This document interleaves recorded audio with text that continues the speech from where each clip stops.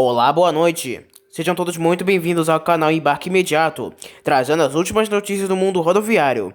A Superintendente de Serviço de Transporte Rodoviário de Passageiros, da ANTT, Agência Nacional de Transportes Terrestres, restabeleceu a eficácia da medida cautelar de suspensão da comercialização de bilhetes de passagem da Transbrasil, Transporte Coletivo Brasil, até a comprovação das condições técnico-operacionais indispensáveis à prestação do serviço. A decisão SUPAS número 270, de 10 de maio de 2023, especificou quais as condições técnico-operacionais não atendidas pela Transbrasil: pendência de infraestrutura, ausência de assinaturas em alguns documentos enviados, a ausência das declarações de terminais rodoviários, permitindo a realização de embarques e desembarques, a necessidade de alterações no cadastro de pontos de parada, a ausência de inscrições estaduais em alguns estados que opera ponto de seção, desatendimento da frequência mínima para alguns mercados e necessidade de ajustes nos esquemas operacionais em decorrências das pendências de infraestrutura.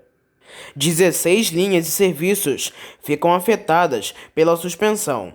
Ainda de acordo com a decisão, os direitos dos passageiros deverão ser assegurados pela transportadora, principalmente a devolução dos valores pagos ou a aquisição de bilhetes de passagem em outra empresa autorizada. A Transporte Coletivo Brasil Limitada não está autorizada a operar serviços de transporte rodoviário interestadual de passageiros até a regularização das condições técnico-operacionais descritas no artigo número 2, regularização de termo autorização para serviço regular, o TAR, e obtenção de licença operacional, nos termos da resolução ANTT número 4770 de 2015. A decisão do juiz federal João Carlos Maier Soares, da 17ª Vara Federal Civil da SJDF, atendeu parcialmente recursos da empresa de ônibus Transbrasil. A TCB suspendeu por 90 dias uma decisão da Agência Nacional de Transportes Terrestres, que impedia a companhia comercializasse bilhetes de passagens rodoviárias. A determinação judicial foi proferida na quarta-feira do dia 25 de janeiro de 2023. No início do mês de janeiro deste ano, uma nova decisão da ANTT proibiu a companhia de vender os bilhetes, após um embate judicial que já estava em curso. A Prefeitura de São Sebastião, no litoral paulista, e a empresa Sou Sansetur, responsável pelo Sistema Municipal de Transportes, apresentam nesta sexta-feira, dia 12 de maio, 10 micro-ônibus novos para as linhas alimentadoras que circulam por alguns bairros. Os coletivos vão substituir os que estão em circulação. A renovação está prevista no contrato de licitação, assinado em 2022.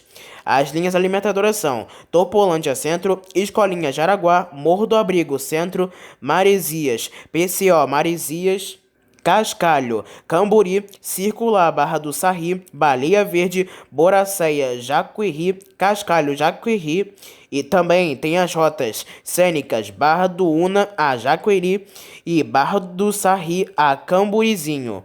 O poder público diz que esses veículos vão somar aos 30 ônibus novos que chegaram no dia 24 de março de 2023 e fazem as linhas troncos, ou seja, circulam pela rodovia Rio Santos, a SP-55 nas costa norte, sul e região central. De acordo com a empresa, todos os veículos são 0 km, com elevador para cadeirante, câmera de monitoramento, Wi-Fi, ar-condicionado, GPS, entrada USB e reconhecimento facial. Eles têm capacidade para 25 pessoas sentadas. Atualmente, a Sou tem 41 ônibus que circulam ao longo do município e agora os novos vão integrar a frota. A Politour Transporte e Agência de Turismo, que opera com o nome Fantasia Aviação Soares de João Pessoa, conseguiu liminar na justiça que suspende a decisão da categoria colegiada da ANTT, que em 27 de abril de 2023 aplicou a pena de cassação da autorização da empresa. A decisão é do juiz federal, substituto da Sexta Vara do DF, Manuel Pedro Martins de Castro Filho, publicada na terça-feira, dia 9 de maio de 2023. A diretoria colegiada da agência, pela deliberação número 122, aplicou a pena da cassação da autorização à Politour por descumprimento dos requisitos mínimos para a operação. No dia 13 de abril, pela decisão SUPAS número 216, a NTT havia rejeitado a proposta de celebração do TAR, o termo de ajustamento de conduta apresentada pela Politur em virtude da sua inadequação ao interesse público conforme estabelecido no artigo 5 da resolução ANTT número 5.823 de 2018, determinando-se assim o arquivamento do presente processo administrativo. No pedido à Justiça, a Politur Soares sustenta que possui o direito de manter o seu negócio, pois cumpriu os requisitos de titularidade do Termo de Autorização de Serviços Regulares, o TAR número 0461, expedido pela própria ANTT. Assim, a empresa está habilitada a operar regularmente o transporte interestadual de passageiros, não podendo ser considerada empresa incapacitada. A Politur alega também ter havido irregularidades do processo administrativo que conduz à nulidade. O juiz federal atende o pedido de liminar e diz: entendo ser o caso de deferir, por hora, a AD cautelam por precaução a medida emergencial pleitada, ao menos até que a NTT apresente resposta no presente feito. No texto, a expedição liminar, o juiz deixa claro que, após a resposta ao termo da inicial, será feito rechame da tutela provisória inicialmente concedida. Isso porque esta decisão tem caráter precário e pode ser revista a qualquer tempo. A liminar determinou também a liberação do ônibus placas QYN5H92, apreendido pela ANTT após a publicação da deliberação número 122. Atenção, agora é definitivo. A Prefeitura de São Paulo, por meio da SP Trans, revogou a licitação para o projeto do terminal de ônibus Jardim Miriam, na zona sul da cidade. A decisão já havia sido tomada, mas ainda cabia recurso. De acordo com o anúncio publicado no Diário Oficial da cidade, em 10 de abril de 2023, o certame foi revogado por razões de interesse público.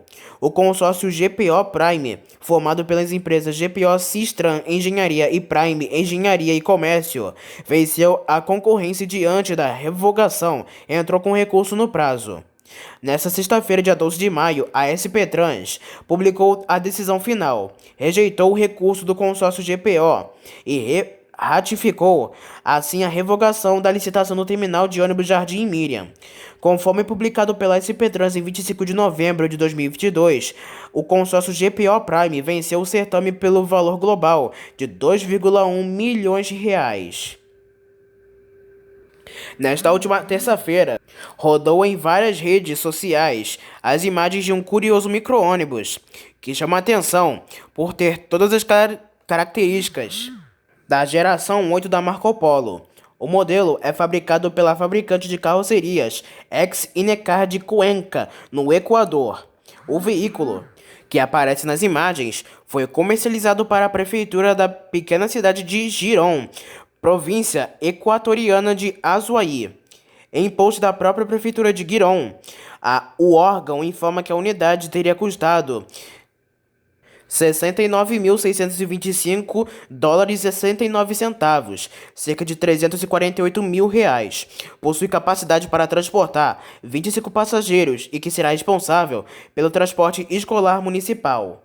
Além deste micro-ônibus, a Ex-Inecar tem outro modelo em seu portfólio que é bastante semelhante a veículos da linha G7 da Marco Polo. Inclusive, o veículo tem a logomarca da Marco Polo na carroceria. E não é só da Marco Polo, a Ex-Inecar produz veículos semelhantes. Em sua página no Facebook, a empresa existem imagens de veículos semelhantes ao Comil Campione Invictus. A Suzanduc tem retomado por arrendamento judicial as operações das linhas que eram autorizadas a Itapemirim e Caiçara que faliram e informaram ao site Diário do Transporte nesta sexta-feira, dia 12 de maio, as cidades que serão atendidas pelos próximos dois serviços previstos: de Salvador a Recife via Aracaju, a partir do dia 13 de maio, e de Serra a Belo Horizonte via Vitória, a partir do dia 18 de maio. Lembrando que não basta somente consultar o registro da linha no cadastro da NTT, porque o atendimento de seção e mercado é feito conforme a empresa, uma vez que não se trata de uma deliberação da agência, mas de uma decisão da Justiça que faculta a companhia por quais serviços inicia as operações. Segundo a empresa, o início no dia 13 de maio será por Salvador, às 7 horas da noite. E no dia 14 está prevista a primeira partida em Recife, às 6h30 da tarde. Inicialmente será uma partida por dia. A frota é categoria G7200 executiva. As cidades que serão atendidas no trecho serão Salvador, Camaçari, Dias d'Aliva, Pojucá, São Miguel dos Campos, no Alagoas. Depois, retornando novamente para Dias d'Aliva, na Bahia, Esplanada também na Bahia, Palmares, no Pernambuco, até chegar à capital pernambucana, no Recife. Já o trecho Serra-Belo Horizonte tem início no dia 18 de abril, com saída de Serra às 7h30 da noite e saída no dia 19 de abril de Belo Horizonte às 8 da noite. Diariamente, a frota será de G7 1.200 também na categoria executiva. As cidades que serão atendidas são Serra, Vitória, Ibatiba também no Espírito Santo, Rio Casca, João Monlevade e Manhuaçu em Minas Gerais.